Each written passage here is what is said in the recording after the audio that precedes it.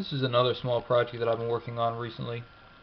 I have the Arduino dev board here, which has the ATmega 328P microcontroller, which is what it supports, and that's controlling the HC238 3-to-8 decoder and an HC595 shift register, which is commonly used in these types of projects.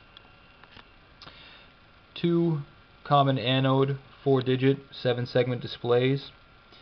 The way this works is, because these are wired so that all the individual segments are, for each one of these displays, are wired common, what you have to do is you have to individually select the digit, display the digit that you want to show, deselect that digit, select the next digit, display that digit, deselect that, select the next one, and on and on.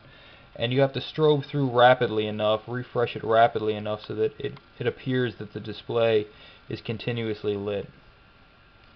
And I'm using the Arduino to do that.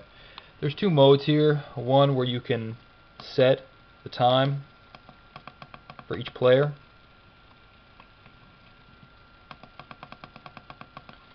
Seconds and minutes, and if you like you can clear that out. I'm just going to set a few seconds on one of the clocks and a little bit more time on the other. And then in the actual game mode, once you start the clocks, that would be like the first player with the white pieces making a move. Now if the player replies, they would hit their button, which would stop their clock, start the opponent's clock. If they hit their timer button, stops their clock, starts their opponent's clock.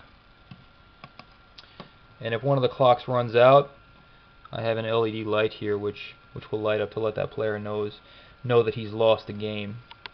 In the end, I'd like to design a custom PCB in EagleCAD and implement a nice enclosure with a buzzer, which would also let the player know that they've lost the game. But overall, it's a fairly simple project, but there is a little bit going on behind the scenes that I wouldn't say makes it difficult, but there is a little bit going on behind the scenes so that to make this work properly, each one of the individual players has to have their own time kept in an individual variable, and in that time, when the interrupt is thrown every second as the clock ticks down, you have to take that time that's stored within the program memory and decompose that into minutes and seconds, and then decompose the minutes and seconds into data which can properly be displayed on the 7-segment displays, and that's shifted out using the shift register.